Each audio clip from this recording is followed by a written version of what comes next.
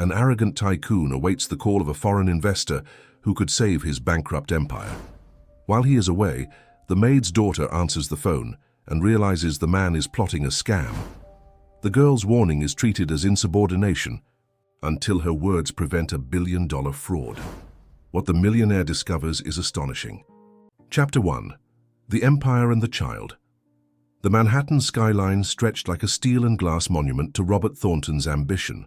From the 87th floor of Thornton Tower, the city seemed to bow before him, though today he barely noticed the view that had once filled him with pride. The empire he had built over 3 decades was crumbling beneath his Italian leather shoes. Robert, Bobby to the handful of people who'd known him before his billions, paced his corner office, phone pressed to his ear. The familiar sensation of control slipped through his fingers like sand. The shares dropped another 8% this morning, his CFO explained, voice tight with tension. The board is meeting tomorrow. They're talking about a vote of no confidence, Bobby. Tell them to hold their damn horses, Robert growled. Hemsworth's wire transfer will clear by end of business Friday. This whole liquidity crisis will be ancient history. The CFO paused. Are you sure about this, Hemsworth? Guy, nobody seems to know much about him. Edward Hemsworth represents the Zurich Group.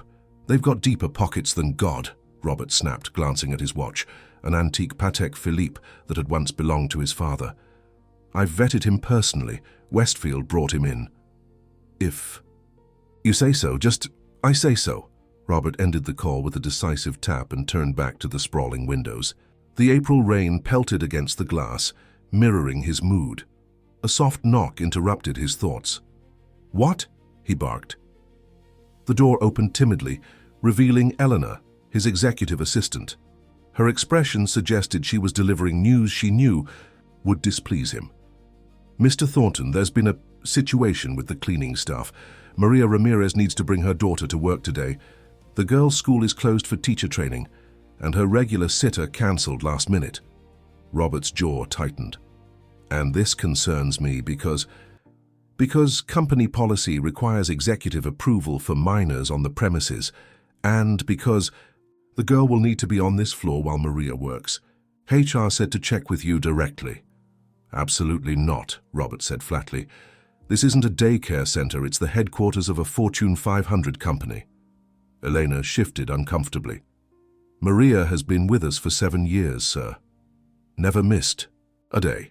HR suggested we make an exception just this once. Robert pinched the bridge of his nose. Personnel issues were the last thing he needed today. How old is the kid? 8. And she can't stay downstairs with security? They're understaffed today with the quarterly security audit. Robert sighed deeply. Fine, tell Ms. Ramirez her daughter can stay, but she needs to be quiet and out of the way. I have the most important call of my career coming in at 3, and I don't need distractions. Yes, sir, thank you. Eleanor turned to leave. And Elena? Sir? Make sure everyone knows this isn't setting a precedent. When the door closed, Robert loosened his tie slightly and returned to his desk. The Thornton Enterprises quarterly report glared back at him from his monitor. 5 consecutive quarters of losses, asset devaluation, debt restructuring proposals. The business press had started calling him the falling titan. Only Edward Hemsworth's promised infusion of $300 million stood between him and corporate extinction. The Zurich Group's letter of intent sat in his top drawer like a talisman. Thomas Westfield, his trusted legal counsel for 15 years, had orchestrated the introduction. A perfect match, Westfield had called it. They need American market access, you need liquidity. The afternoon crawled by in a haze of crisis management calls and emergency meetings. By 2:30, Robert's throat was raw from barking orders and his temples throbbed. He stepped out of his office, heading for the executive bathroom to splash cold water on his face before the Hemsworth call. That's when he first saw her. A small figure sat cross-legged on the floor near his assistant's desk, surrounded by colored pencils and paper. Dark hair fell in neat braids on either side of a serious face. The girl looked up as he approached, studying him with startling intensity. You must be Ms. Ramirez's daughter, Robert said stiffly. The child nodded. I'm Sophia. You're Mr. Thornton. Your picture is in the lobby. Yes, well, he cleared his throat. What are you drawing? Sophia held up her paper. It was a surprisingly detailed sketch of the Manhattan skyline, with Thornton Tower prominently in the center. You have a good eye, Robert admitted, genuinely impressed. My mum says I notice things other people don't, Sophia replied with a shrug. Eleanor approached with a stack of documents. Mr. Thornton, these need your signature before the Hemsworth call. And Jack Donovan from security called. He'll be up in 10 minutes with the updated protocols. Robert nodded and turned back to his office, but not before noticing Sophia's head tilt slightly at the mention of Hemsworth's name. Something in her expression changed, a flicker of recognition. Inside his office, Robert signed the documents mechanically, his mind already rehearsing his pitch to Hemsworth. The Zurich Group wanted a 30% stake in exchange for their capital. Under normal circumstances, he would never consider diluting his control so dramatically, but these were desperate times. At exactly 2:55, Jack Donovan knocked and entered. The ex-military security chief had been with Thornton Enterprises for a decade, one of the few people Robert actually trusted. The security upgrades are complete, Mr. Thornton, Jack reported. I've also assigned additional personnel to monitor the banking systems during the transfer window tomorrow. Good, Robert said. I want this transaction locked down tight. If word leaks about our cash position before Hemsworth's money hits, we're finished. Jack hesitated. Sir, my team did some routine background on Hemsworth and the Zurich Group. There are some inconsistencies we'd like to... Robert cut him off with a wave. Westfield's people have vetted them thoroughly. Your concerns are noted. But this deal is happening. Jack's expression remained professionally neutral, but his disapproval was evident. Understood, sir. As Jack left, Robert glanced at his watch. 3 minutes until the call. He straightened his tie, cleared his throat, and mentally switched into the persona that had intimidated boardrooms across the country. Confident, uncompromising, in complete control. His private line rang precisely at 3 o'clock. Thornton, he answered. Elena burst through the door without knocking, her face pale. Mr. Thornton, I'm so sorry to interrupt, but there's an emergency board call on line 2. They're saying the SEC has questions about the Westfield disclosure filings. Robert felt his blood pressure spike. Tell them I'll call back in 30 minutes. They said it's urgent. The trading floor is hearing rumors. He swore under his breath. Hemsworth's on the other line. I need to take this call. Sir, Elena began, but the intercom buzzed. Robert held up a finger to silence her and pressed the speaker button. Hemsworth, I apologize for the delay. We have a minor situation. Silence. Hemsworth? More silence, then a small voice. Mr. Thornton? It's Sophia. Robert froze. What? Why are you answering my phone? Your assistant had to run to the copy room, the girl said. The phone was ringing with Mr. Hemsworth's name, and I remembered what I heard yesterday. What you heard? Robert's voice dropped dangerously. Put Hemsworth back on immediately. I hung up, Sophia said simply. He's not a real investor. He's going to do to you what happened to Mr. Jenkins at the scrapyard near our apartment. Robert's face darkened with fury. Do you have any idea what you've done? His voice rose to a thunderous pitch that had made countless executives tremble. Get your mother in here now. But Sophia didn't flinch. Her dark eyes met his without fear. Mr. Jenkins lost everything, she continued calmly. The man promised to save his business, but Mr. Jenkins had to send money first as a guarantee. My mum said it was a trick called an advance fee fraud. For a moment, Robert could only stare at the child. The sheer audacity of her actions left him speechless. Then his anger reasserted itself. You've potentially destroyed a $300 million deal based on some coincidence, he snarled. Where is your mother? As if summoned by his rage, Maria Ramirez appeared in the doorway, still holding cleaning supplies. Her face drained of color when she saw her daughter facing the notorious CEO. Mr. Thornton, I'm so sorry, she began, her accent thickening with anxiety. Sophia, what have you done? Robert turned his glare to Maria.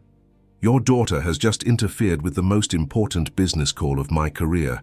Both of you need to leave the building, immediately. You're fired. Maria's eyes widened in Panic. "Please, Mr. Thornton, I need this job. My daughter didn't mean—" "I did mean it," Sophia interrupted, her small voice somehow cutting through the tension. "Mom, it's exactly like what happened to Mr. Jenkins. The same words, the same guarantee payment, even the same accent." Chapter 2. The Unexpected Savior. The silence that followed Sophia's declaration hung heavy in the air. Robert's expression shifted from fury to uncertainty, the first cracks appearing in his formidable composure. "What exactly do you mean, the same words?" he asked, his voice lower but still tense. Maria put a protective hand on Sophia's shoulder. "Mr. Thornton, please, she's just a child. She doesn't understand business matters." "Let her speak," Robert demanded, his eyes never leaving Sophia's face. Sophia squared her small shoulders. "Yesterday I was waiting for Mom after school. She was cleaning the conference room on the 85th floor, and I sat in the hallway with my books. Two men were talking inside. One had a funny accent, like in those British spy movies. He was telling the other man that your company needed the guarantee transfer before the full investment could proceed." Robert's brow furrowed. "That's standard procedure in—" "Then," Sophia continued, undeterred, "he said something about offshore accounts being untraceable once the shell game begins. That's exactly what the man told Mr. Jenkins before his scrapyard closed." Robert's eyes narrowed. "How would you know what happened to this Mr. Jenkins?" "He's our neighbor," Maria explained quietly. "Raphael Jenkins. His scrapyard was 3 blocks from our apartment in Queens. 6 months ago, a foreign investor promised to save his business, but first Mr. Jenkins had to wire a security deposit to show good faith. He lost everything." Robert turned away, pacing toward the window. Outside, the rain had intensified, sheets of water cascading down the glass. His reflection looked haggard, uncertain. "Get Jack Donovan back in here," he ordered Elena, who had returned and was hovering anxiously in the doorway. "Now." While they waited, Robert studied Sophia, who had returned to her drawing as if nothing extraordinary had happened. The girl's composure was remarkable. Maria stood nearby, nervously twisting a cleaning cloth in her hands. Jack arrived within minutes, his expression alert. "You needed me, sir." "Tell me about those inconsistencies in Hemsworth's background," Robert said without preamble. Jack glanced at Maria and Sophia, then back to Robert. "Sir, perhaps we should discuss this privately." "They stay," Robert said firmly. "What did you find?" Jack straightened. "The Zurich Group's corporate registration is less than 6 months old. Their listed headquarters is a virtual office. Their claimed assets can't be independently verified, and Hemsworth himself has no digital footprint before last year." Robert absorbed this information in silence. Then, "And you tried to tell me this earlier." "Yes, sir. But I dismissed you." "You did, sir." Robert turned to Sophia. "This conversation you overheard, who was Hemsworth speaking with?" Sophia thought for a moment. "I didn't see the other person, but the British man called him counselor several times." A cold weight settled in Robert's stomach. Westfield, his trusted legal counsel, had brought Hemsworth into his orbit, had vouched for the Zurich Group's legitimacy. "Jack, I need you to do 3 things," Robert said, his business instincts kicking back in. "First, contact our bank and freeze all outgoing wire transfers effective immediately. Second, get me everything you can on a scrapyard in Queens owned by Raphael Jenkins, specifically any fraud complaints he filed. Third, I want complete surveillance on Thomas Westfield's communications, discreetly." "On our legal counsel?" Jack confirmed, his expression carefully neutral. "Yes," Robert said grimly. "And one more thing, Ms. Ramirez and her daughter are under Thornton Enterprises protection as of now.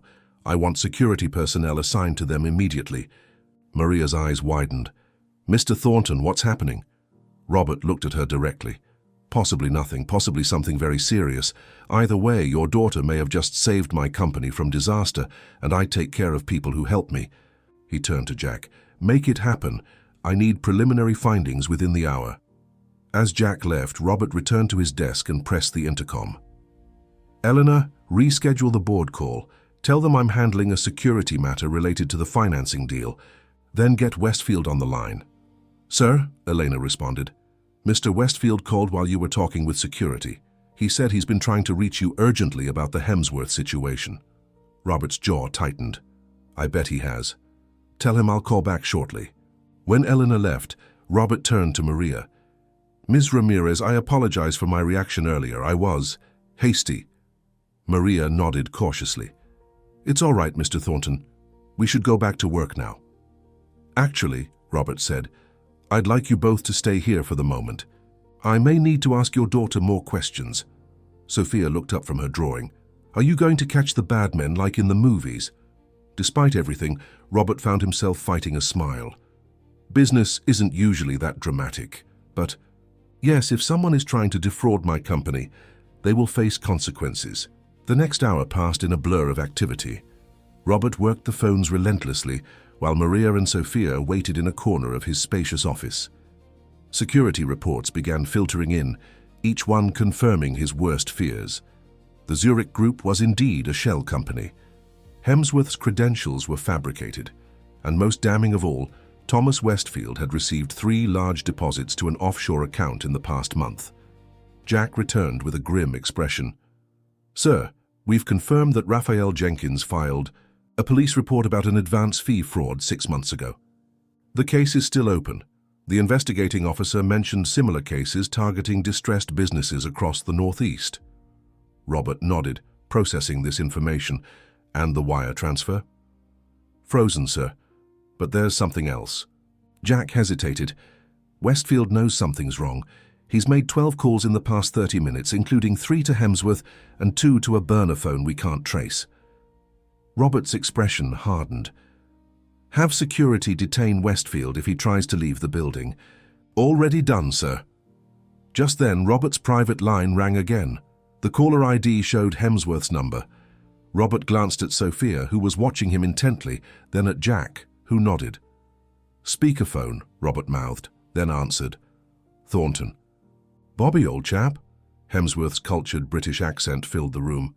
Bit of a technical glitch earlier? Your line dropped rather suddenly. No glitch, Robert replied coolly. I've been reviewing some concerning information about the Zurich Group. A brief pause. Oh? What sort of concerns? Let's start with the fact that your company doesn't exist, Edward, if that's even your name. The silence stretched for several seconds. I'm afraid there's been some misunderstanding, Hemsworth finally said, his tone still smooth but with an undercurrent of tension. The Zurich Group operates through several subsidiaries for tax purposes. Perhaps your people are looking in the wrong places. Or perhaps, Robert countered, you're running the same scam you pulled on Raphael Jenkins and his scrapyard in Queens. Another longer silence. When Hemsworth spoke again, his voice had lost its polished edge. You're making a serious mistake, Thornton. The transfer window closes tomorrow. Without our capital, your company won't survive the quarter. I'll take my chances, Robert said flatly. Don't call this number again. He ended the call and looked up to find Maria staring at him, her face pale. Mr. Thornton, she said quietly, those men, they can be dangerous. When Mr. Jenkins threatened to go to the police, someone broke into his apartment. Robert frowned. Jack, increase the security detail for Ms. Ramirez and her daughter. I want round-the-clock protection. Jack nodded and stepped out to make the arrangements. Left alone with Maria and Sophia, Robert found himself at an unusual loss for words. For decades, he had cultivated an image of infallibility. His employees feared him. His business rivals respected and envied him. Yet here he stood, potentially saved from financial ruin by an 8-year-old girl. Thank you, he said finally, the words feeling strange on his tongue. Both of you. Maria smiled tentatively. Sophia has always been observant, sometimes too much for her own good. Sophia looked up from her drawing. Are you still going to fire my mom? Robert actually laughed, a sound rarely heard in the executive suite of Thornton Tower. No, Sophia, in fact I think your mother deserves a promotion. The moment of levity was short-lived. Jack burst back into the office, his expression grim. Sir, we have a situation.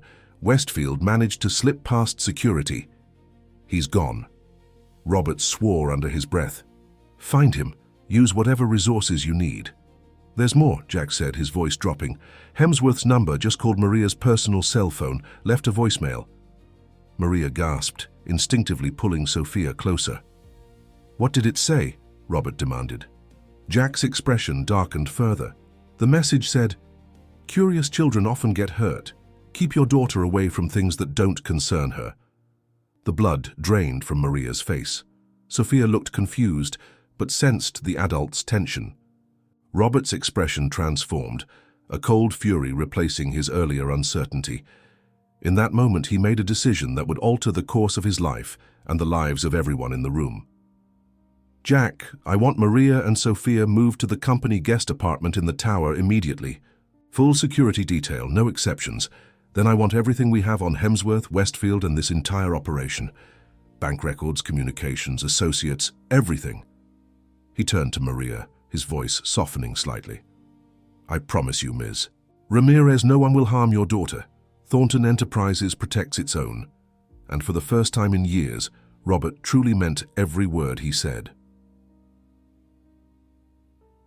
Chapter 3. Shadows and Allies.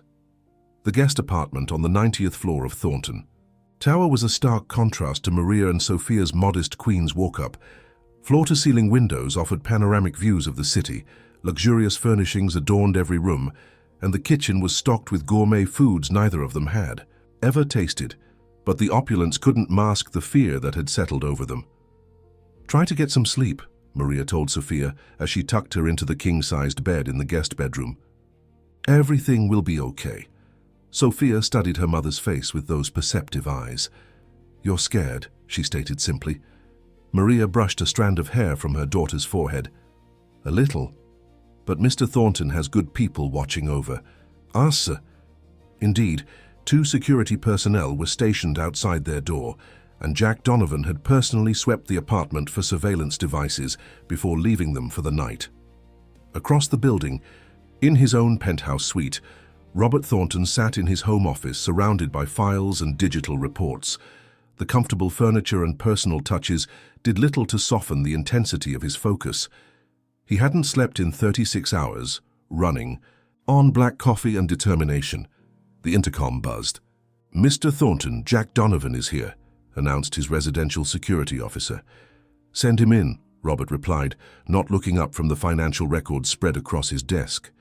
Jack entered, carrying a leather portfolio and looking as fresh as ever despite the late hour. Military discipline, Robert supposed. "What did you find?" Robert asked without preamble. Jack placed several photographs on the desk. "We've identified Edward Hemsworth.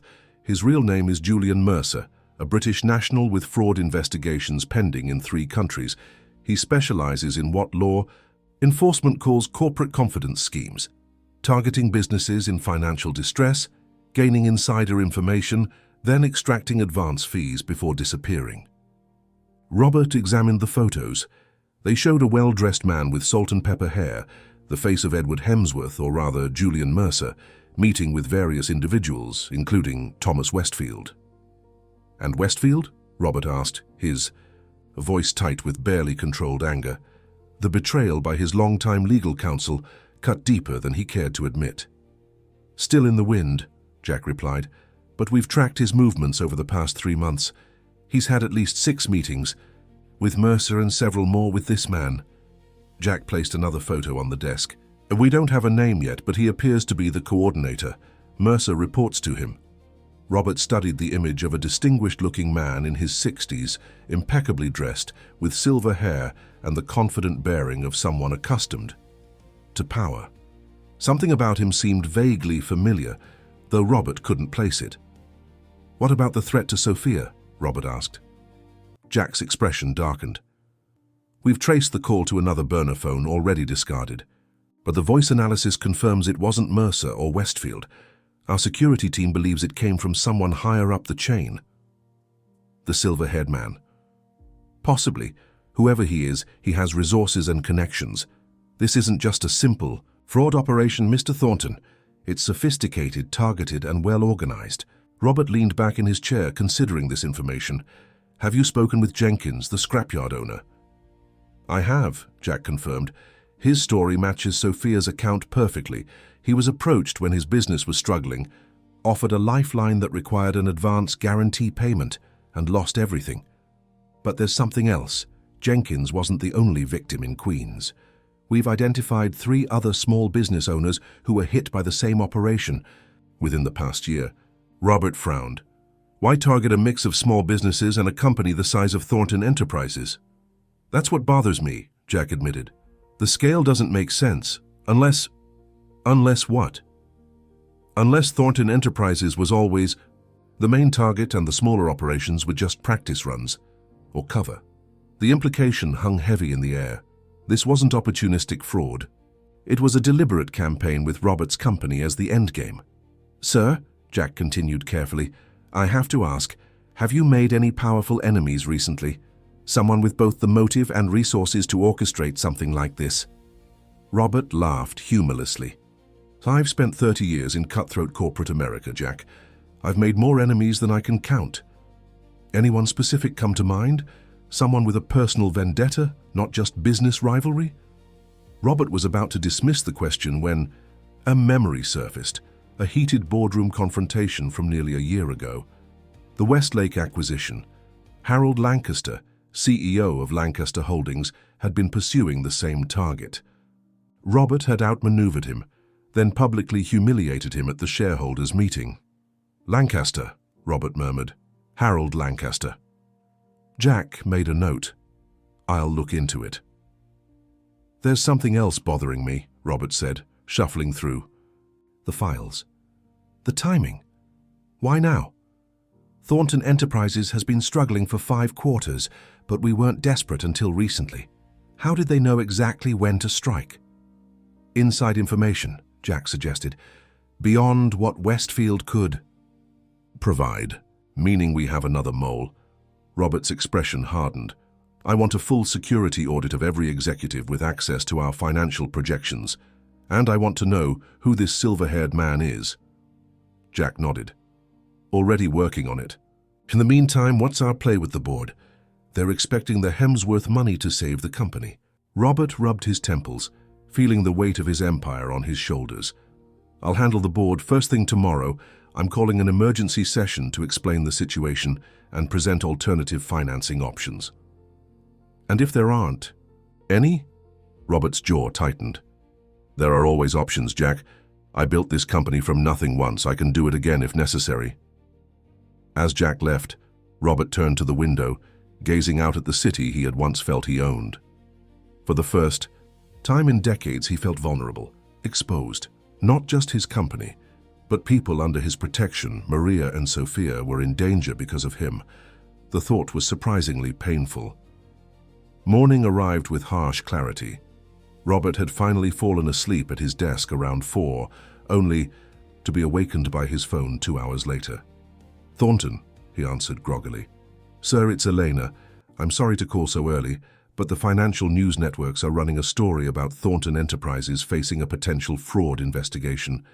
The stock is down 15% in pre-market trading. Robert was instantly alert. What investigation? That's completely false. The sources are anonymous, sir, but they're claiming evidence of accounting irregularities has been submitted.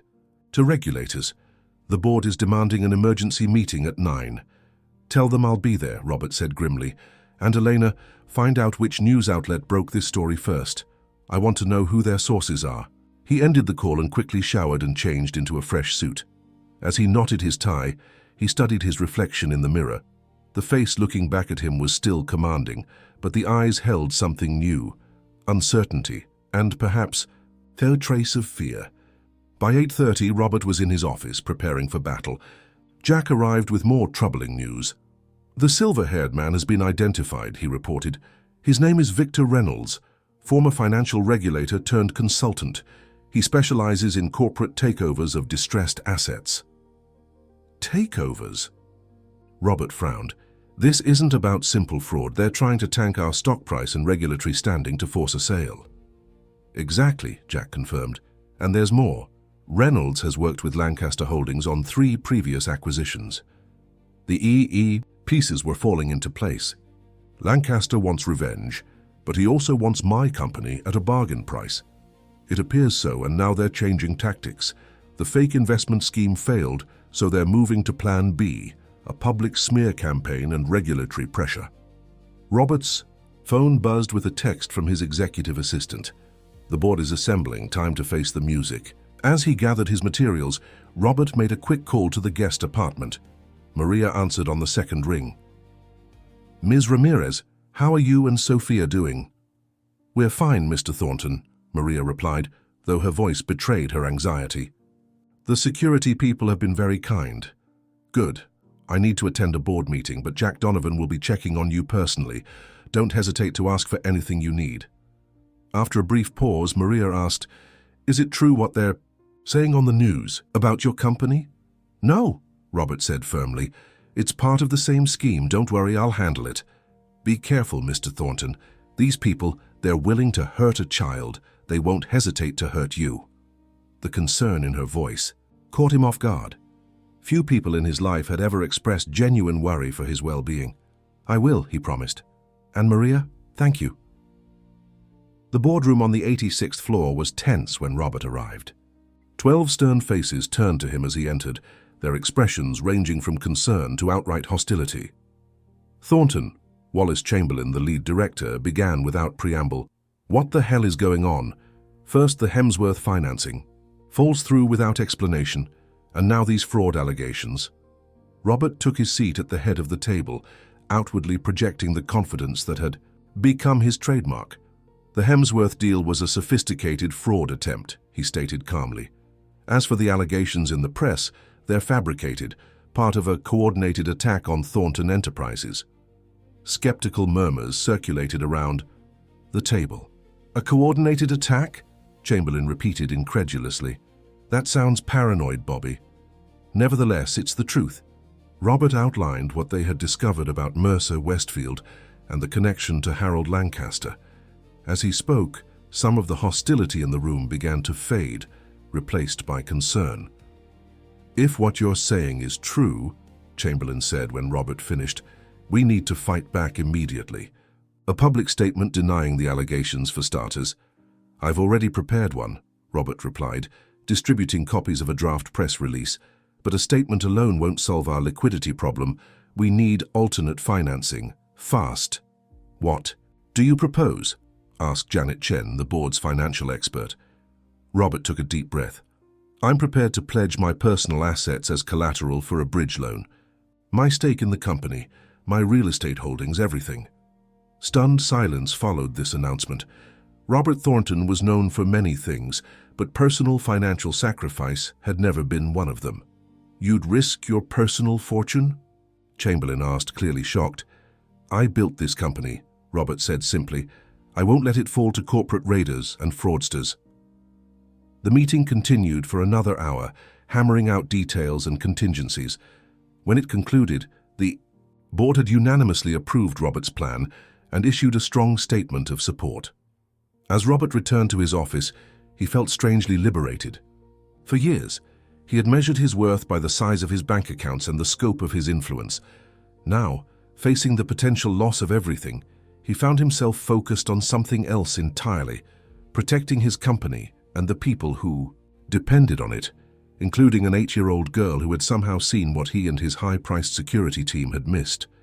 His phone rang, Jack Donovan's number. "Jack, what's happening?" "Sir," Jack's voice was urgent. "We have a situation. A team claiming to be financial regulators just entered the building with a search warrant. But something's off. Their credentials don't check out with our government contacts." Robert's blood ran cold. "Where are they headed?" "The executive floor, and sir, 2 of them are heading toward the residential tower. Toward Maria and Sophia." "Lock down the residential floors," Robert ordered. "No one gets in without my direct authorization. I'm on my way." Chapter 4. The Escape. Robert sprinted through the executive corridor, ignoring the startled looks from employees. The normally composed CEO with his measured stride was nowhere to be seen, replaced by a man racing against time. He stabbed the elevator button repeatedly, muttering curses under his breath when the car didn't immediately appear. Finally abandoning patience, he pushed through the door to the emergency stairs and began climbing toward the residential floors. His phone buzzed with a text from Jack. Residential access locked down. 2 security officers confronting the fake regulators now. ETA on police response, 8 minutes. 8 minutes could be an eternity. Robert's lungs burned as he reached the 89th floor, one below the guest apartment. He paused only long enough to catch his breath before continuing upward. As he pushed through the stairwell door onto the 90th floor, he nearly collided with Jack Donovan. "Sir," Jack said urgently, "we need to move now. Maria and Sophia. Safe for the moment. My team is holding the elevator lobby, but these guys brought backup. They've got someone on the building security staff. The residential override codes have been compromised." A distant shout echoed down the corridor, followed by the sound of a scuffle. "This way," Jack urged, leading Robert down a service hallway. "We need to get them out of the building." They reached the guest apartment, where 2 Thornton security officers stood guard, weapons drawn. Inside, Maria was hurriedly packing a small bag, while Sophia stood nearby, clutching her backpack, her eyes wide but remarkably steady. "Mr. Thornton," Sophia said with an eerie calm that belied her age, "the bad men found us, didn't they?" Robert knelt to her level, something he couldn't remember ever doing with a child before. "Yes, but we're not going to let them get to you. Jack here is going to take us somewhere safe." "What about Mom's job? And my school?" "Don't worry about any of that right now," Robert assured her. "We'll sort everything out once we're safe." Jack interrupted, his voice tense. "Sir, we need to move, now. The service elevator is clear. We can take it down to the parking garage." Robert nodded and turned to Maria. "Ready?" She squared her shoulders, the same determined expression he'd seen on Sophia's face earlier. "Ready." Their small group moved swiftly through the service corridor, Jack in the lead, Robert bringing up the rear. The service elevator, unlike its luxurious public counterparts, was a bare metal box designed for staff and maintenance workers. As the doors closed, Jack handed earpieces to Robert and Maria. "Stay on comms. If we get separated, head for exit. Point Charlie." He showed Maria a map on his phone, pointing out a secondary exit from the parking garage. "I've got a vehicle waiting, unmarked, with tinted windows," Jack continued. "Once we're clear of the building, we'll head to a secure location off-site." The elevator descended rapidly. Robert found himself watching Sophia, who clutched her mother's hand, but showed none of the panic he would expect from a child in danger. Instead, she seemed focused, observant, taking in every detail of their escape plan. "You're very brave," he told her quietly. Sophia looked up at him. "Mom says being scared is okay, as long as you don't let it stop you from doing what you need to do." Robert glanced at Maria with new respect. "Your mother is a wise woman." The elevator slowed as they approached the parking garage. Jack raised a hand for silence, then tapped his earpiece. "Team 2, status report." After listening for a moment, his expression tightened. "Change of plans. They've got people in the garage." "How many?" Robert asked. "At least 4 positioned, near the exits." "Can we get past them?" Jack considered. "Possibly, but it's too risky with civilians." He nodded toward Maria and Sophia. "Options?" Robert demanded. "The loading dock on the east side. It's a longer route through the building's service areas, but should be less monitored." The elevator doors opened to the parking level, and Jack cautiously checked the immediate area before motioning them forward. Instead of heading toward the main parking area, he led them through a maze of maintenance corridors, past mechanical rooms and storage areas rarely seen by anyone outside the building staff. "Mum, it's like the secret passages in my adventure." "Books," Sophia whispered, her fear momentarily eclipsed by the excitement of exploration. Maria managed a tense smile. "Stay close, Mija." They passed a break room where a startled janitor looked up from his lunch. Jack flashed his security badge, putting a finger to his lips. The man nodded in understanding and returned to his sandwich, clearly deciding that whatever was happening was above his pay grade. After what seemed like an eternity of twisting corridors, they reached a large open area filled with loading docks. Trucks were parked at several bays, workers unloading supplies for the tower's restaurants and shops. Jack scanned the area, then pointed to a small door near the far corner. "That leads to the street. My car is parked a block east." As they moved toward the exit, Robert's phone buzzed. The caller ID showed Elena, his assistant. "Thornton," he answered quietly. "Mr. Thornton, where are you?" Eleanor sounded frantic. "The regulators are demanding to speak with you immediately. They're threatening to seal the executive offices." "They're not regulators, Elena. They're fraudsters. Call building security and tell them to verify credentials. With the SEC directly, not through the visitor's documentation. Sir, there's more. I just received a notification from HR. You've been temporarily suspended as CEO by emergency board action, effective immediately." Robert stopped in his tracks. "What? The board just gave me their full support an hour ago." "They're claiming—" "New evidence has emerged." Mr. Chamberlain signed the order. A cold realization washed over Robert. The attack was more extensive than he'd imagined. They hadn't just infiltrated his building, they'd managed to turn his board against him. "Elena, listen carefully. Contact Janet Chen on the board. Tell her what's happening and that I'll reach out when I can. Don't trust anyone else, not even Chamberlain." He ended the call and turned to Jack. "They've suspended me as CEO. We're dealing with something bigger." "So then we thought." Jack nodded grimly. "All the more reason to get clear and regroup. We can't fight what we don't understand. And right now, we're in the dark." They continued toward the exit. Just as they reached the door, a loud voice called out from behind them, "Security, stop right there!" Two men in Thornton Tower security uniforms were approaching rapidly, hands hovering near their holsters. Jack stepped forward, his own credentials displayed. "Donovan, head of executive security. These people are under my protection by direct order of Robert Thornton." The guards exchanged glances. "We have orders from the interim CEO, Mr. Chamberlain. Ms. Ramirez is terminated effective immediately for security violations. She and her daughter need to surrender their access badges and leave the premises immediately." Robert felt Maria stiffen beside him. Fired. Just like that. Jack didn't miss a beat. "That's fine, I'm escorting them out now." The guards looked uncertain. "Mr. Thornton needs to return to the executive floor. Board orders."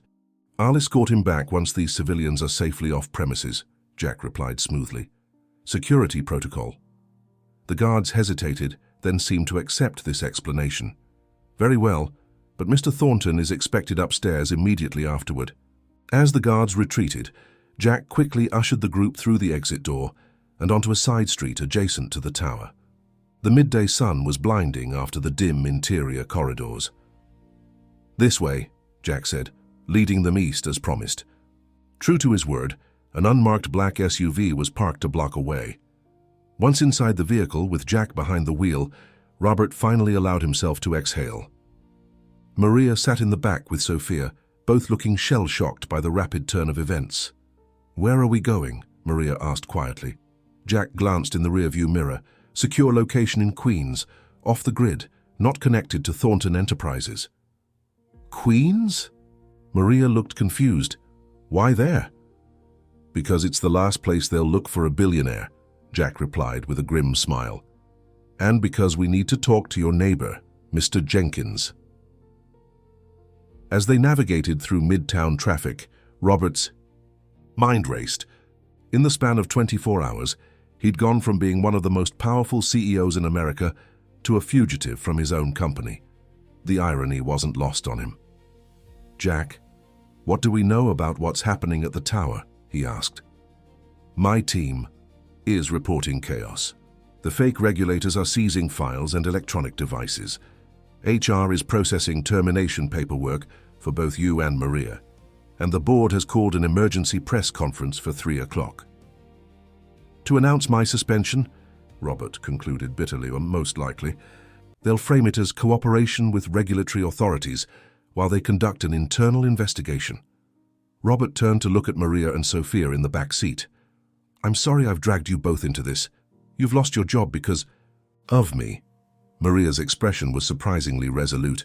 "Mr. Thornton, these people threatened my daughter. If anyone should apologize, it's me for bringing Sophia to work that day. If she hadn't been there, I'd be ruined by now." Robert pointed out. Or worse. Sophia, who had been quietly observing the adult conversation, suddenly spoke up. "Are we going to our apartment?" Jack shook his head. "Not yet, it's not safe. These people knew where you worked. They might know where you live." Sophia's eyes widened. "My teddy bear is there, and all my books." Maria hugged her daughter close. "We'll get new ones, Mija." "Actually," Jack said, his voice carefully neutral, "we should probably check your apartment. They may have left some evidence there." The implication hung heavily in the air. If these people had already been to Maria's home, they might have left a message, or worse, a trap. Robert made a decision. "Says you were. Jack, take us to the apartment first. We'll be quick, but we need to know what we're dealing with."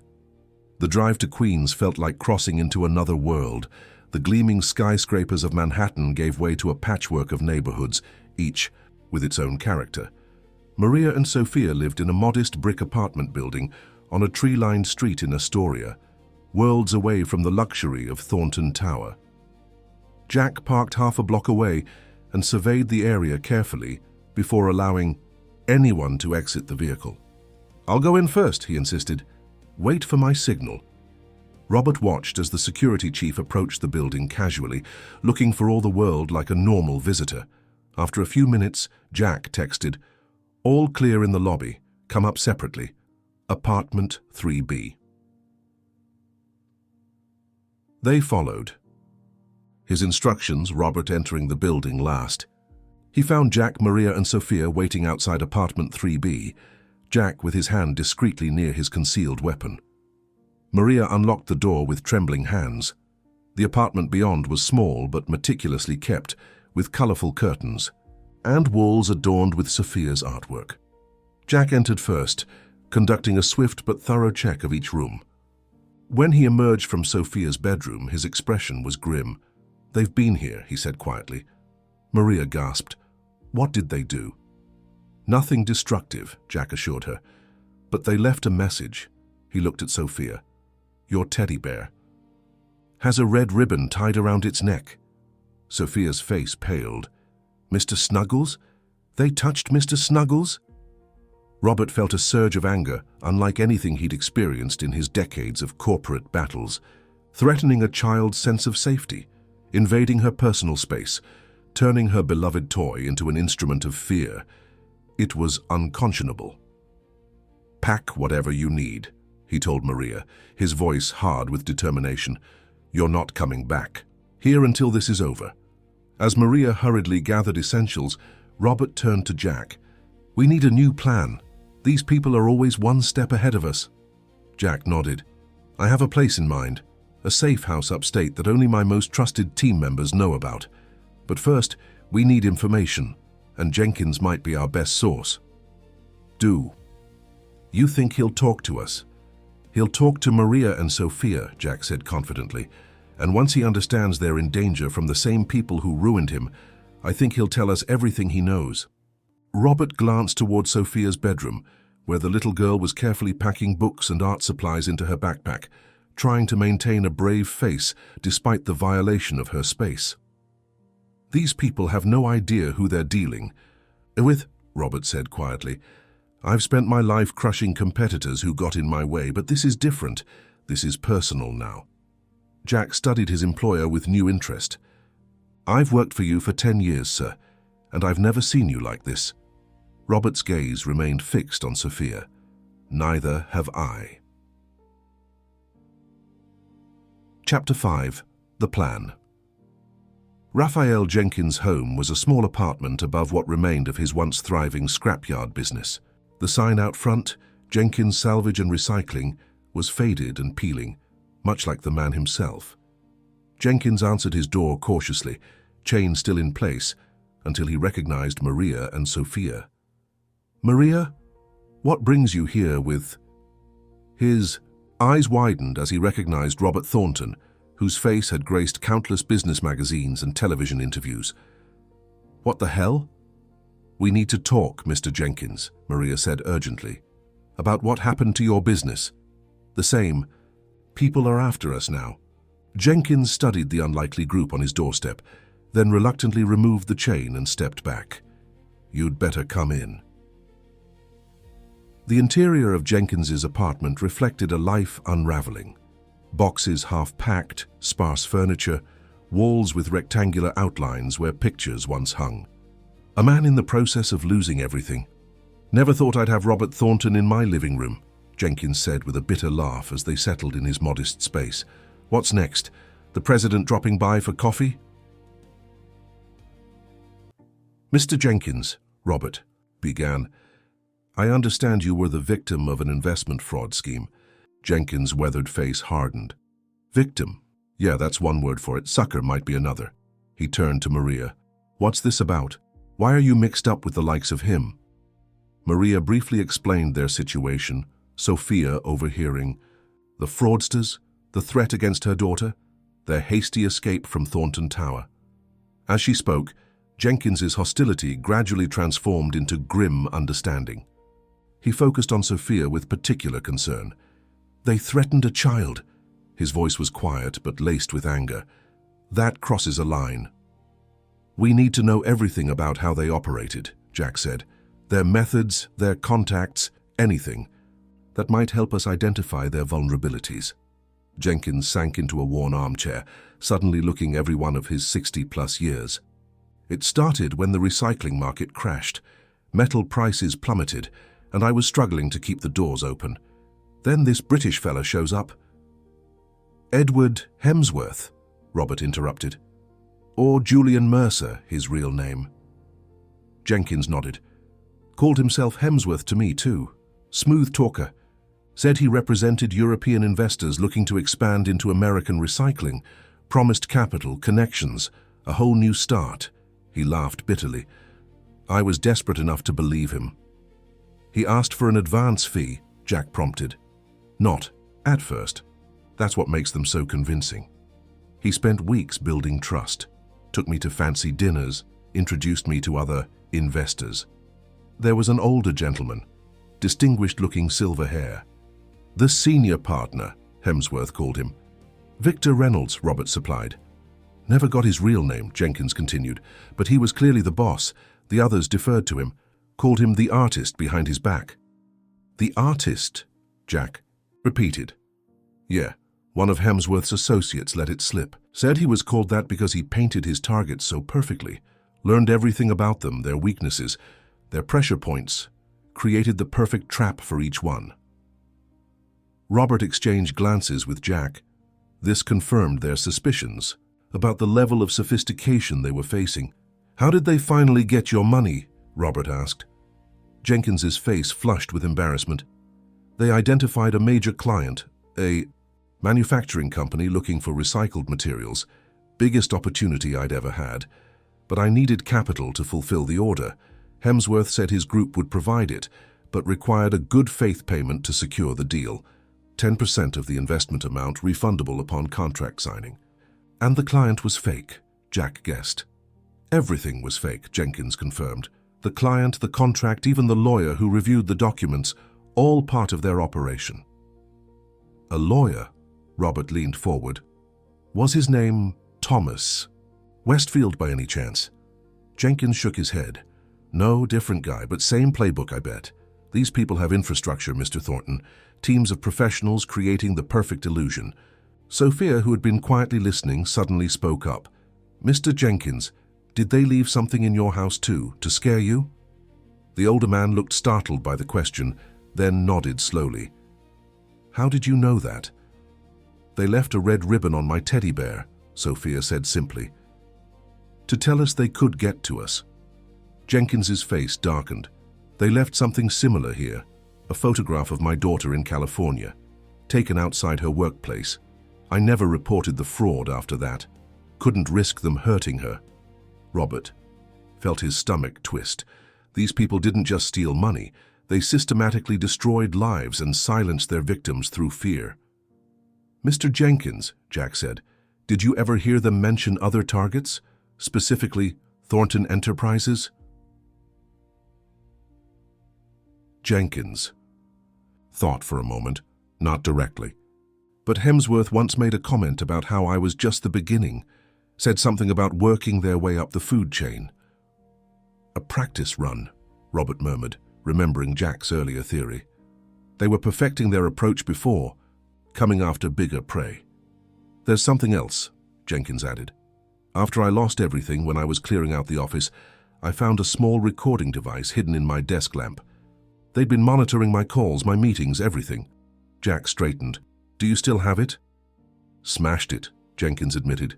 But I remember the brand. High-end stuff, not something an amateur would use. Professional surveillance, Jack noted. These people invest significant resources in their operations. Robert stood and paced the small room, his mind racing. So we're dealing with a sophisticated network of fraudsters who specifically targeted my company, have infiltrated my board of directors, and are now framing me for financial crimes while threatening a child to ensure silence. He shook his head. And I thought hostile takeovers were brutal. What will you do? Jenkins asked. Robert exchanged glances with Jack before responding. Turn the tables. These people think they've cornered us, but they've made a critical mistake. What's that? Maria asked. They've underestimated what I'm willing to do to protect what's mine. Robert's gaze lingered on Maria and Sophia. And who I'm willing to protect. Jenkins studied Robert with newfound respect. The Robert Thornton I've read about in the business pages wouldn't risk his empire for a cleaning lady and her kid. No offense, Maria. None taken, Maria said quietly. I've worked for Mr. Thornton for years. I never expected him to remember my name, let alone protect us. Robert had the grace to look slightly uncomfortable at this assessment of his former self. People change, he said simply. So what's the plan? Jack asked, bringing them back to the matter at hand. Robert's expression became calculating. We need to draw them out, force them to reveal themselves and their entire operation in a way that can't be denied or covered up. Using what as bait? Jenkins asked skeptically. Me, Robert said. They want Thornton Enterprises. To get it, they need to destroy me completely. My reputation, my credibility, my freedom. Right now I'm just suspended. They won't stop until I'm ruined. And how does that help us? Maria asked, concern evident in her voice. Because we're going to give them exactly what they want, under our terms, not theirs. Robert turned to Jack. We need to get to your safe house. We have work to do. 2 hours later, they arrived. At Jack's safe house, a surprisingly comfortable cabin nestled in the woods of the Hudson Valley, about 90 minutes north of the city. Solar panels provided off-grid power, a satellite connection offered secure internet access, and the property was protected by a state-of-the-art security system that Jack himself had designed. No one knows about this place except my most trusted team members, Jack assured them as they settled in. And even they don't know we're here. Inside, the cabin was well equipped with emergency supplies, communications gear, and even a small armory securely locked in a hidden room. You were prepared for something like this? Robert asked, impressed despite himself. Jack shrugged. In my line of work, contingency planning is everything. I've seen too many executives caught unprepared when crises hit. While Maria helped Sophia get settled in one of the bedrooms, Robert and Jack spread maps and diagrams across the dining table, outlining their strategy. The key is to get Reynolds, the artist, to incriminate himself, Jack explained. If we can prove he's behind both the fraud attempt and the false regulatory investigation, your board will have no choice but to reinstate you. And how do we do that? Robert asked. He's clearly careful, professional. Every professional has weak points. His appears to be pride in his work, hence the nickname. We use that against him. Their planning session was interrupted by Robert's phone, one of the few still functioning after Jack had disabled their regular devices to prevent tracking. It's Elena, Robert said, checking the secure messaging app Jack had installed. The board held their press conference. I've been officially suspended pending investigation into financial irregularities, and there's a warrant out for questioning me as a person of interest. They're moving faster than I expected, Jack said grimly. We need to accelerate our timeline. There's more, Robert continued, scrolling through Elena's message. Thomas Westfield has resurfaced. He's working with the board as a cooperating witness, claiming I orchestrated financial fraud and coerced him into participating. Turning the narrative completely around, Jack observed. Classic misdirection. Robert's expression hardened. Westfield is the key. He's the weak link between Reynolds and the board. You think we can flip him? Jack asked. No, but we can use him as bait. Robert outlined his emerging plan, a strategy so audacious that Jack initially thought he was joking. That's incredibly risky, Jack protested. If anything goes wrong... It won't, Robert said with the confidence that had built his empire. Because we'll have something they don't. What's that? Robert nodded toward the bedroom where Sophia was arranging her few belongings. An observer they've underestimated once already, plus whatever evidence Jenkins can provide from the previous scams. As if on cue, Jack's phone buzzed with a message from Jenkins. The older man had agreed to contact other victims of the fraud, ring and collect whatever documentation they still had. It's starting to come together, Jack admitted, but we're still outnumbered and outgunned. My security team is loyal, but they can only do so much against people who've infiltrated your board and have law enforcement connections. Then we need to bring in outside help, Robert decided.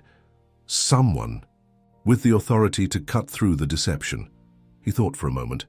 Janet Chen on my board, she's always been the most independent voice, and she has connections at the Securities and Exchange Commission, the real SEC, not these imposters. Can you trust her? We're about to find out. Robert composed a careful message to Janet, revealing just enough to pique her interest, without exposing their full plan. As night fell, the cabin grew quiet. Maria had prepared a simple dinner from the well-stocked pantry, and Sophia had finally fallen asleep, exhausted by the day's events. Robert stood by the window, gazing out at the darkened forest. In the reflection of the glass, he could see Maria approaching behind him. Mr. Thornton, she said softly, I want to thank you for everything you're doing. He turned to face her. Don't thank me yet. We're still in danger, and you've lost your job because of me. A job can be replaced, she said simply. My daughter's safety cannot. Robert studied her face, the determined set of her jaw, the quiet strength in her eyes. He realized he had never really seen her before, despite her years of service in his building. Why did you stay at Thornton Tower all these years? He asked suddenly. The pay for cleaning staff isn't exceptional. Surely you could have found work closer to home. Maria smiled slightly. The healthcare benefits. Sophia has asthma. The insurance through Thornton Enterprises covers her medications completely. Robert felt a pang of something unfamiliar. Shame, perhaps. He had built a company that provided essential benefits to people like Maria, yet he had never bothered to know their stories. When this is over, he said quietly, things will be different at Thornton Enterprises. If you get your company back, Maria pointed out. When? Robert corrected firmly. When I get it back. Later that night, as Maria and Sophia slept and Jack maintained watch, Robert sat alone at the dining table surrounded by notes and plans. His phone lit up with a response from Janet Chen. Evidence received. Disturbing. Implications. Meeting requested. It was working. The counterattack was beginning to take shape. In the quiet of the cabin, with the weight of responsibility for 3 other lives heavy on his shoulders, Robert Thornton made a silent promise to himself. If, when he emerged from this crisis with his company intact, he would build something better than before. Something worthy of the trust Sophia had placed in him when she'd picked up his phone and changed both their lives forever. Chapter 6. The Confrontation. The abandoned waterfront warehouse had once been part of Thornton Enterprises' real estate portfolio before being sold off during a downsizing effort years earlier. Now its cavernous interior echoed with emptiness, dust motes dancing in the shafts of afternoon sunlight that penetrated the grime-covered windows. Are you sure about this? Jack asked, surveying the space with a professional eye, noting exit points and potential vulnerabilities. Robert nodded, his expression resolute. This is the perfect location, remote enough to ensure privacy, but still within the city limits. And because I once owned it, I know every corner, every access point. 3 days had passed since their escape from Thornton Tower. 3 days of meticulous planning, of gathering evidence and allies, of preparing for this moment.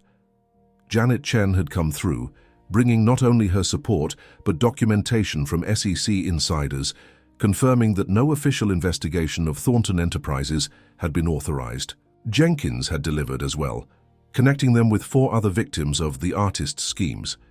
Each provided crucial details that, when combined, revealed a clear pattern of sophisticated fraud targeting businesses of increasing size and prominence. "They're in position," Jack reported, checking the feeds from surveillance cameras his team had discreetly installed around the perimeter.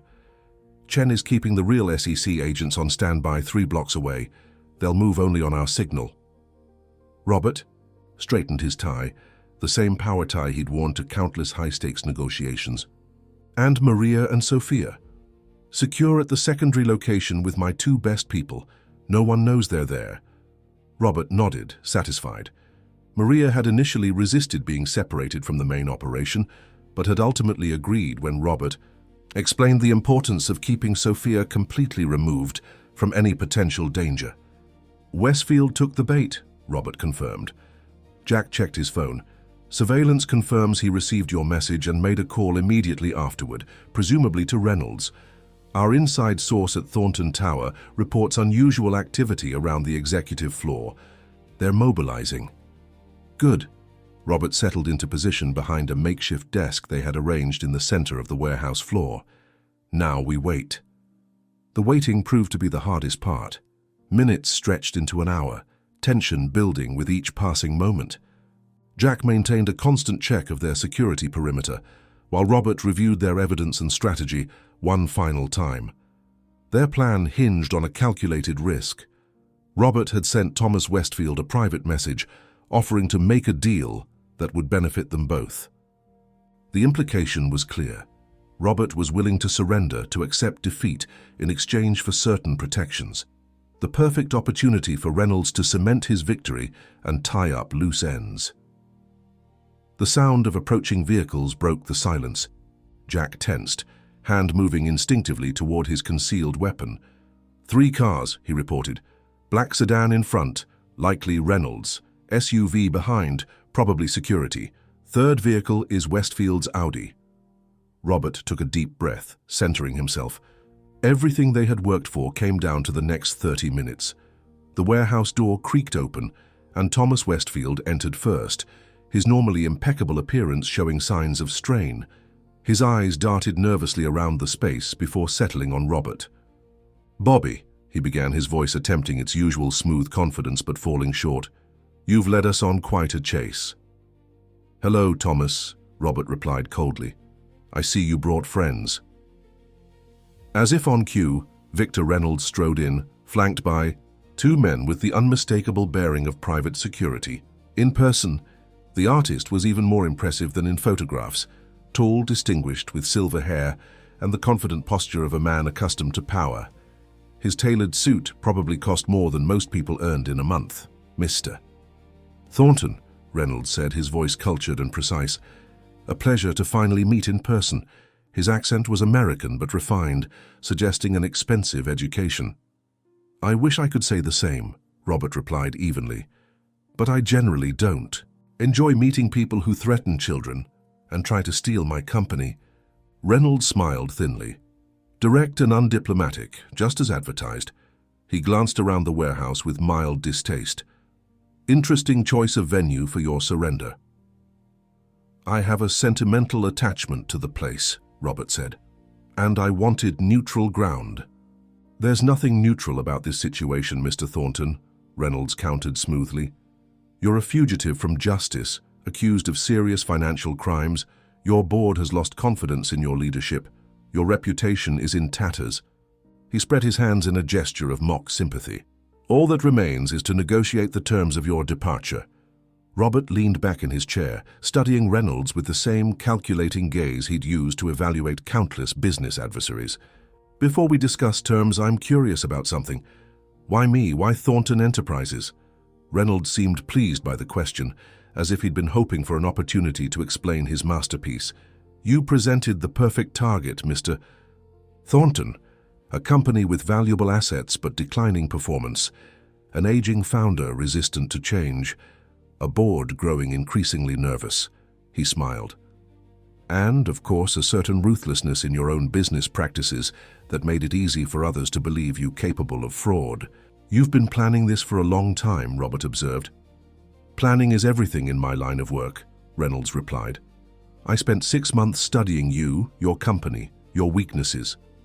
The smaller operations, Jenkins and the others, were merely rehearsals, testing and refining our approach. Westfield shifted uncomfortably at this explicit acknowledgement of their scheme. Victor, perhaps we should focus on the matter at hand. Reynolds waved him off. Mr. Thornton appreciates craftsmanship, don't you, even when it's being used against him? I do, Robert admitted. I'm particularly impressed by how you turned my own legal counsel against me. What was the leverage, Thomas? Money? Threats? Westfield flinched but remained silent. A combination, Reynolds answered for him. Thomas had some indiscretions that made him vulnerable. Financial problems resulting from a gambling habit he hid quite successfully from you. He smiled at Westfield with the indulgent air of a teacher toward a mediocre student. Once compromised, he proved quite useful. And the board? Robert pressed. Chamberlain wouldn't turn on me without significant persuasion. Evidence can be very persuasive when properly presented, Reynolds said, especially when delivered by trusted figures like one's own legal counsel. Robert nodded slowly. I underestimated you. That's not something I admit often. Few see the trap until it's sprung, Reynolds replied, clearly enjoying the conversation. Now, about those terms you mentioned in your message to Westfield. Yes, Robert said, leaning forward. I'm prepared to resign permanently as CEO to sell my controlling shares and to issue a public statement taking full responsibility for any financial irregularities, real or imagined. Reynolds raised an eyebrow. Generous, and in return, 3 things. First, all charges and investigations against me are dropped. Second, my personal fortune remains untouched. I walk away a wealthy private citizen. Third, Robert's voice hardened slightly, Maria Ramirez and her daughter are left completely alone. Any threat to them, any harassment, and our deal is void. The cleaning woman and her child? Reynolds seemed genuinely surprised. You're bargaining for their safety? How unexpectedly. Sentimental of you. Do we have a deal? Robert pressed. Reynolds considered for a moment. Your terms are acceptable with one addition. You will provide a complete statement acknowledging your awareness of and participation in Thomas's activities over the past year, exonerating him from any coercion.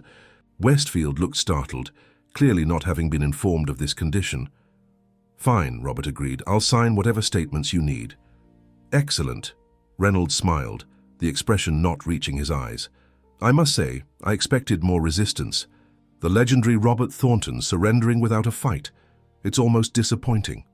I know when I'm beaten, Robert said simply. A skill many in business never master. Reynolds nodded appreciatively. Indeed. Well then, shall we proceed? With the formalities? Thomas has the necessary documents prepared. Westfield stepped forward, opening his briefcase on the desk and removing several papers. These include your resignation, a transfer of voting rights for your shares, and the statement regarding my actions.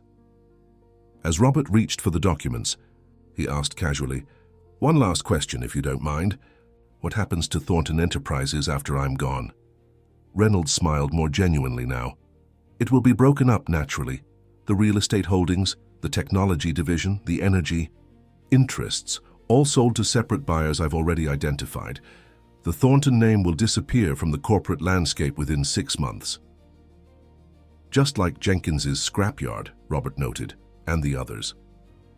On a much larger scale, of course, Reynolds agreed, but the principle is the same. Extract maximum value from vulnerable assets. Robert picked up a pen poised to sign. And the threats, the intimidation, the red ribbon on a child's teddy bear, were those strictly necessary? For the first time, Reynolds showed a flicker of genuine emotion, pride. Details matter, Mr. Thornton. Fear is a powerful motivator, especially fear for loved ones. It ensures compliance better than any contract. I see. Robert set down the pen without signing. Thank you for that clarification. Reynolds frowned. Is there a problem? Not at all, Robert replied calmly. I just wanted to make sure we had everything on record. On record? Westfield repeated, suddenly alert. What do you mean? Robert smiled for the first time since their arrival. Did you really think I would surrender my life's work without a fight, Thomas? You should know me better than that. Jack stepped forward, producing a small device from his pocket. This entire conversation has been recorded and is being transmitted to Janet Chen and a team from the actual Securities and Exchange Commission, who are waiting nearby. The color drained from Westfield's face. Reynolds, however, merely looked annoyed. A recording? He scoffed. Inadmissible without consent. In this state, and easily denied. Perhaps, Robert acknowledged, but combined with the documentation we've gathered from your other victims, the testimony of my board member Janet Chen about the falsified evidence presented to the board, and... He paused for effect.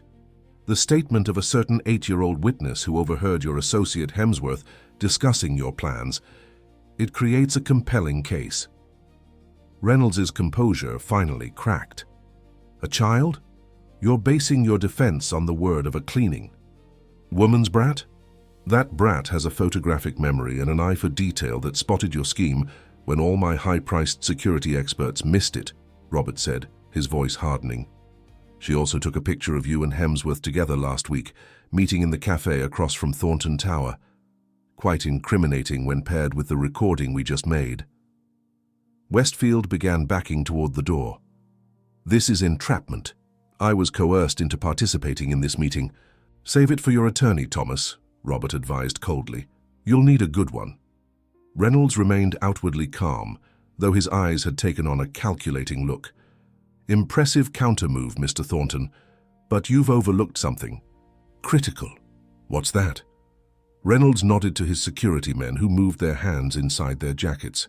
You're outnumbered. Before they could draw their weapons, the warehouse doors burst open. Janet Chen entered, accompanied by 4 federal agents in tactical gear. Actually, Janet said crisply, he's not. The next few minutes were a blur of activity. Reynolds and his men were detained, Westfield crumbled into a sobbing confession, and formal statements were taken. Through it all, Robert maintained the calm, authoritative presence that had defined his business career, though inside he felt a profound sense of relief. When the immediate crisis had passed, Janet approached, him with a grim smile. The board will convene an emergency session tonight. Your reinstatement should be formalized by morning. Thank you, Janet, Robert said sincerely. You took a significant risk. She shrugged. I never believed you were capable of fraud. Ruthless business tactics, yes. Financial crimes, no. She glanced toward the federal agents escorting Reynolds to their vehicle. Besides, when you sent me that recording of the threat against a child, there was no choice to make. As the warehouse emptied, Jack received confirmation that Maria and Sophia remained safe at the secondary location. Should I bring them in, he asked. Robert considered for a moment, then shook his head. Not yet. Let's make sure every loose end is tied up first. Reynolds has resources we may not know about. Agreed, Jack said. I'll increase their protection. Detail just to be safe. The afternoon sun was setting as they left the warehouse, casting long shadows across the waterfront. Robert paused, looking out over the harbor toward the Manhattan skyline. Somewhere in that forest of skyscrapers stood Thornton Tower, still bearing his name despite the efforts to erase it. What are you thinking? Jack asked, joining him. That I almost lost everything, Robert replied quietly. Not just my company, but my reputation, my freedom. But you didn't. Thanks to a little girl who noticed what no one else did, Robert turned to his security chief. When this is completely over, I want you to establish a college fund for Sophia. Anonymous donor, full ride to any university she chooses when the time comes. Jack smiled slightly. Not so anonymous if you're telling me about it. I'm telling you as the person who will administer it, Robert clarified. Maria doesn't need to know where it came from. She'll figure it out, Jack pointed out. She's as observant as her daughter. Robert considered this, then nodded. Perhaps she should. Perhaps it's time I became the kind of person who doesn't hide his better actions. As they walked to their vehicle, Robert's phone buzzed with a message from Elena. Board meeting scheduled for 8 p.m. Chamberlain resigned. Effective immediately. Interim leadership awaiting your return. The pieces were falling back into place. His empire would survive, stronger for having weathered this attack. But Robert knew that he himself had changed in ways that couldn't be reversed. The ruthless titan who cared only for profit and power had glimpsed something more valuable. The simple courage of a mother protecting her child and the clear-eyed wisdom of the child herself. Let's go get Maria and Sophia, he decided suddenly. They should hear the news from us directly. As they drove through the gathering dusk, Robert found himself wondering what Sophia would think of Thornton Tower once she saw it not as a workplace to be feared, but as a second home, a place where her remarkable gifts would be recognized and nurtured. For the first time in years, Robert Thornton was looking forward to a future defined not by what he owned, but by who he might become. Chapter 7. Redemption. 6. Months later, Thornton Tower gleamed in the autumn sunlight, its sleek glass exterior reflecting the clear blue October sky. From the outside, little appeared to have changed. The Thornton logo still crowned the building, employees still streamed through its revolving doors each morning, and Robert Thornton still occupied the corner office on the 87th floor. But inside, everything was different. Robert stood at his office windows, watching the city awaken beneath him.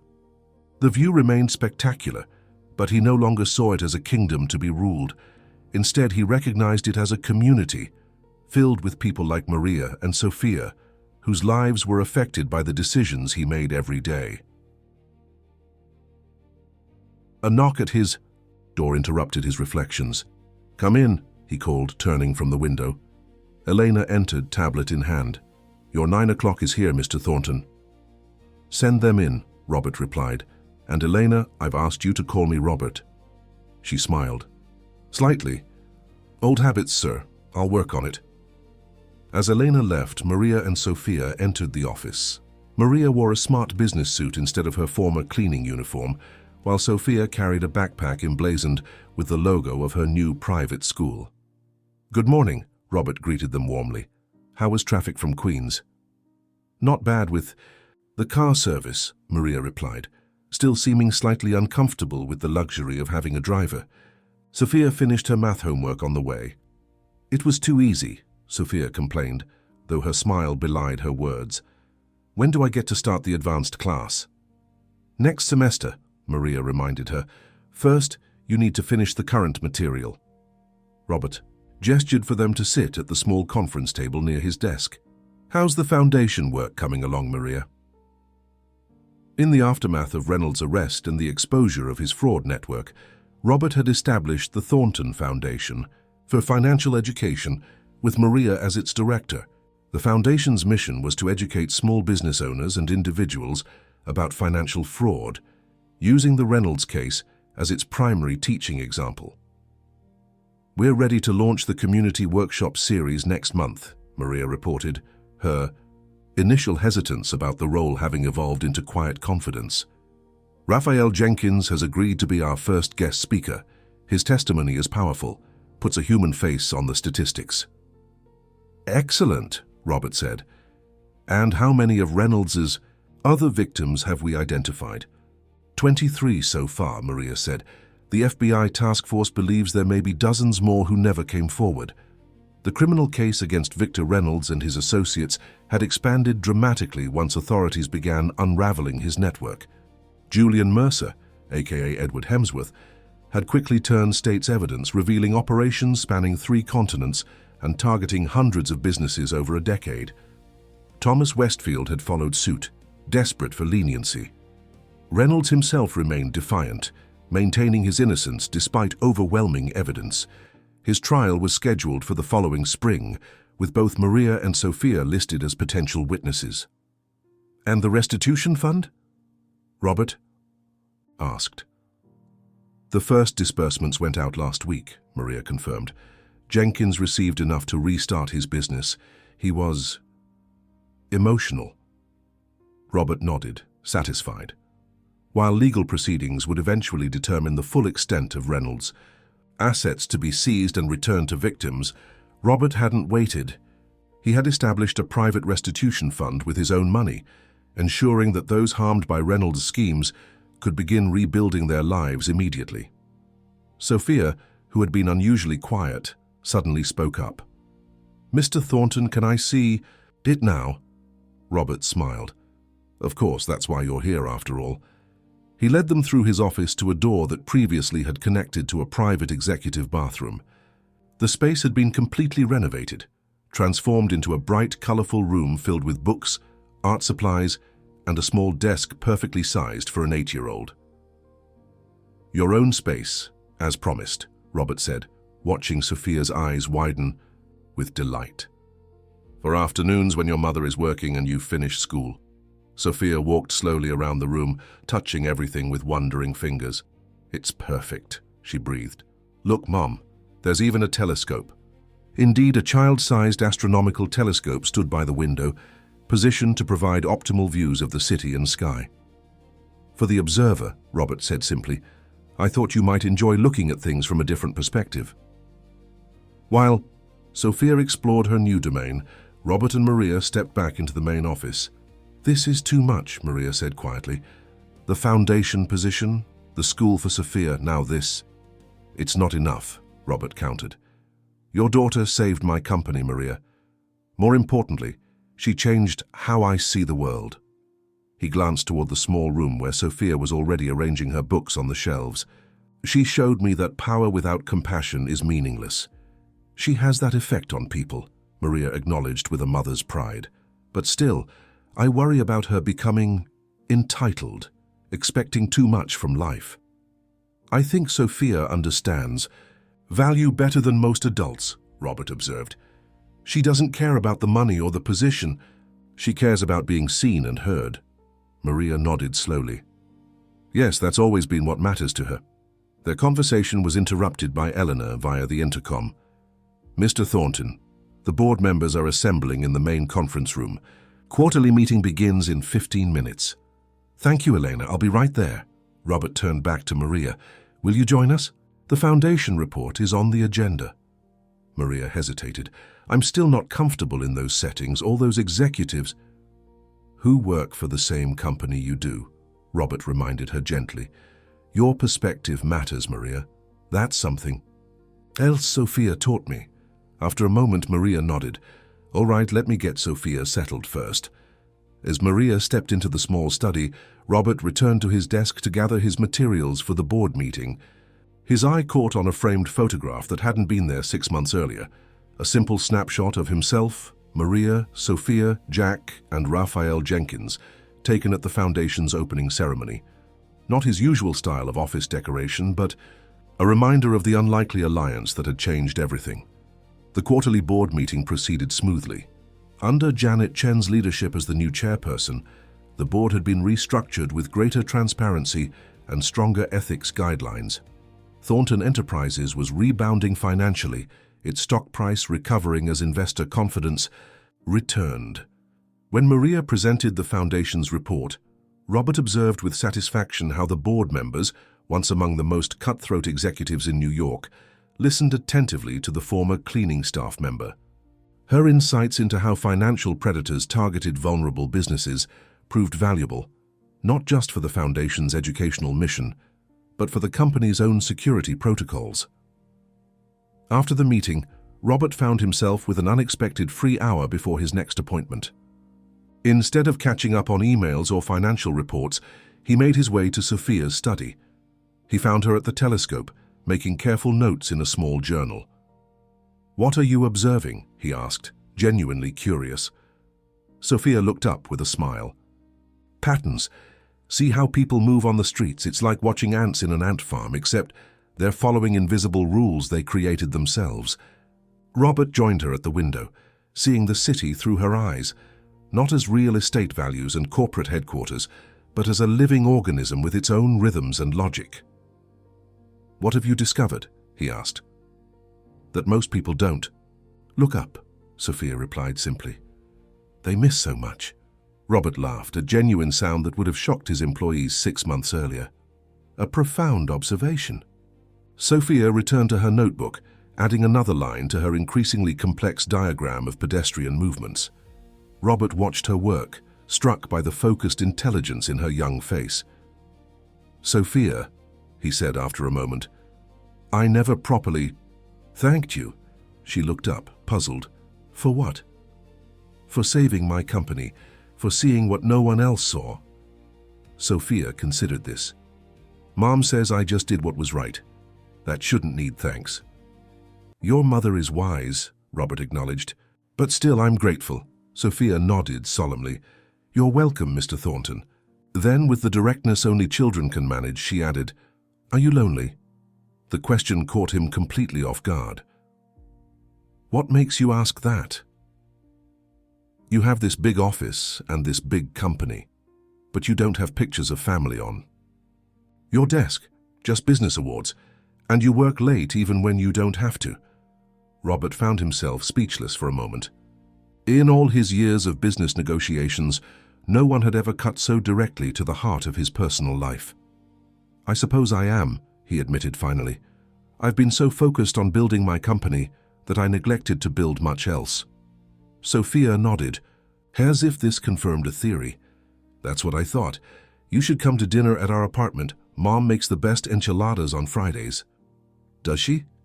Robert said, amused and touched by the invitation. Yes, and afterward we could show you the stars from our roof.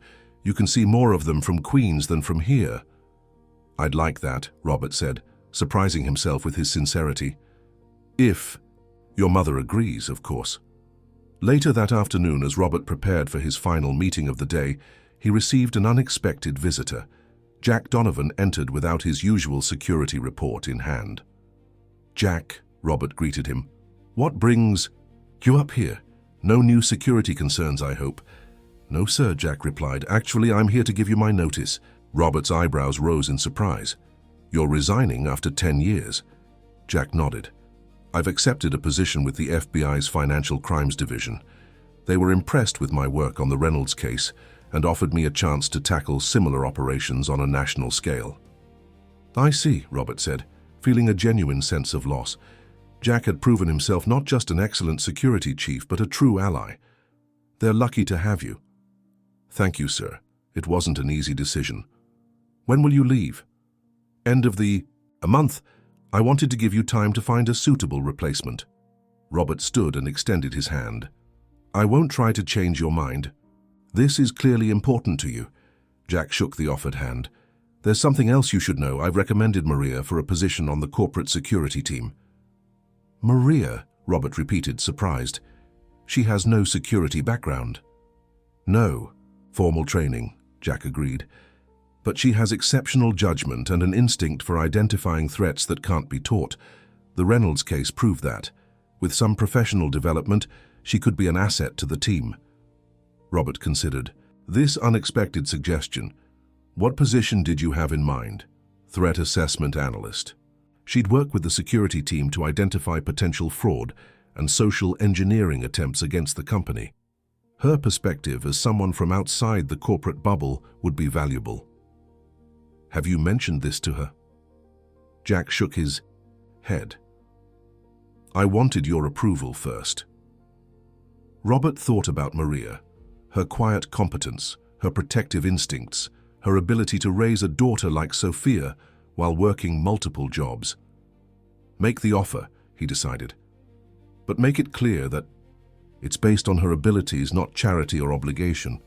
Of course, Jack agreed. She wouldn't accept it otherwise. After Jack left, Robert sat at his desk, contemplating how much had changed in 6 months. His company had survived a sophisticated attack. His reputation had weathered a serious challenge, but the most significant transformations had been internal. The intercom buzzed. Mr. Thornton, Elena said, there's a call for you on line 2. It's another business owner who believes they may have been targeted by Reynolds' network. Put them through, Robert replied immediately.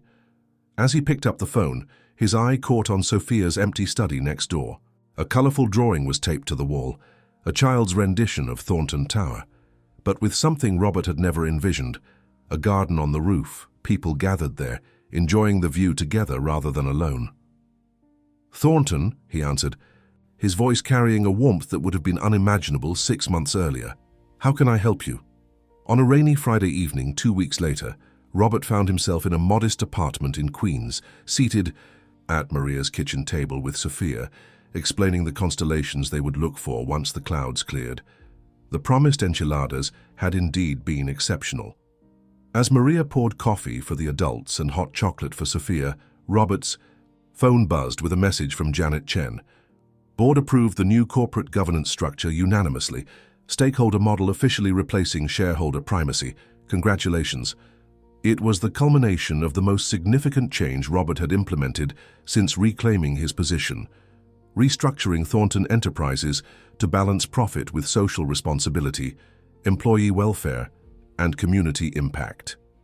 The kind of corporate philosophy he would have dismissed as naive idealism a year earlier. "Good news?" Maria asked, noticing his smile. "Very good news," Robert confirmed, putting his phone away. "The board approved the new governance model." Maria nodded appreciatively. "The one that puts people before profits." "That recognizes they're interconnected," Robert corrected gently. "Sustainable profit comes from valuing people, employees, customers, communities."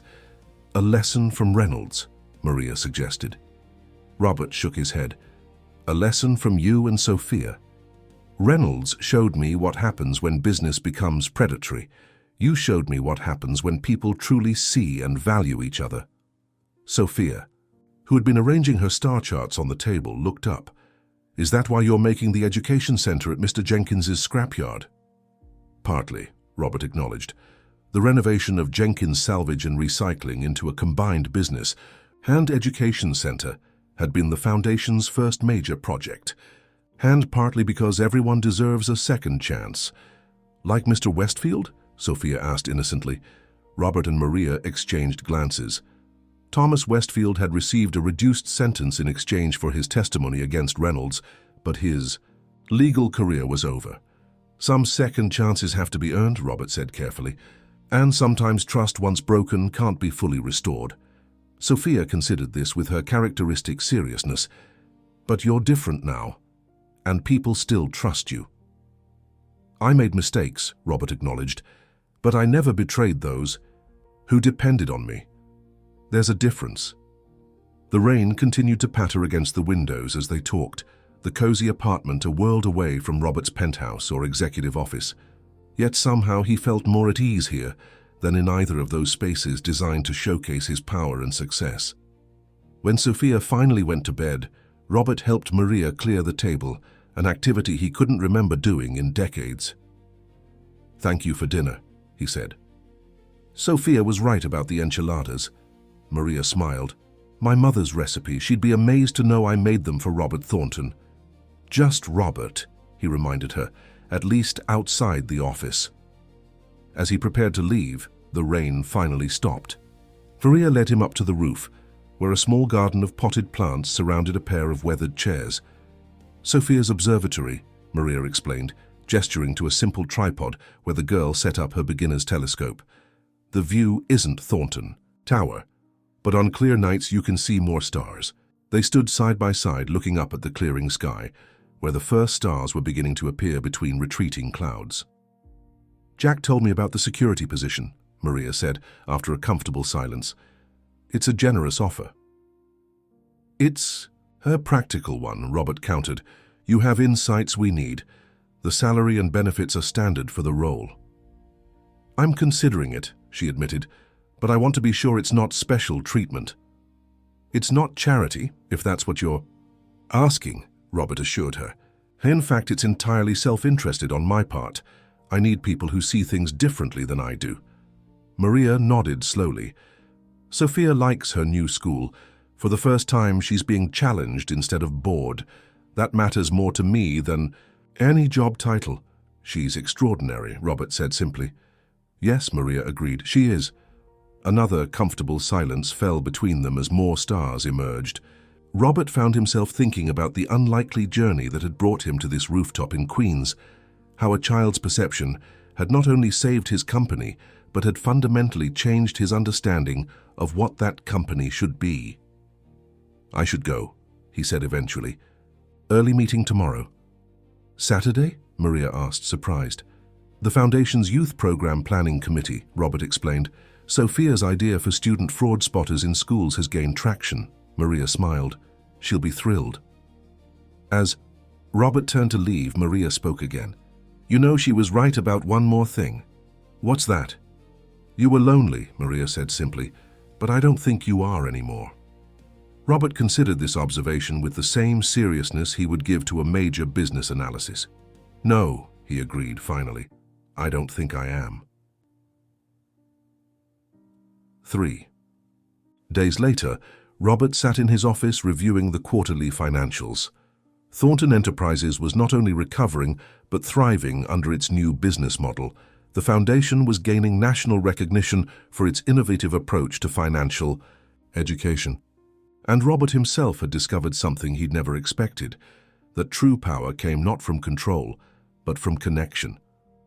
A soft knock interrupted his thoughts.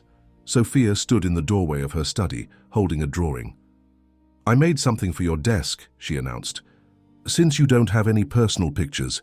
She presented him with a carefully rendered portrait of their unlikely family, Robert, Maria, Sophia, Jack, Jenkins, and even Elena standing together in front of Thornton Tower. At the bottom, in careful lettering, she had written, "People who see each other." Robert studied the drawing, touched by its simple truth. "It's perfect," he said, placing it in a prominent position on his desk. "Thank you, Sophia." She beamed at him. "Now when people come in, they'll know what really matters to you." As she returned to her study, Robert realized she was right. The drawing said more about who he had become than all the business awards and financial statements ever could. His phone buzzed with a message from Maria. "Security orientation complete. Starting analyst training next week. Thank you for the opportunity." Robert smiled, thinking of the once invisible cleaning woman who now sat in high-level security briefings, her insights valued and her voice heard. He typed a quick reply. "The opportunity is ours. Thornton Enterprises is stronger with you on the team." Outside his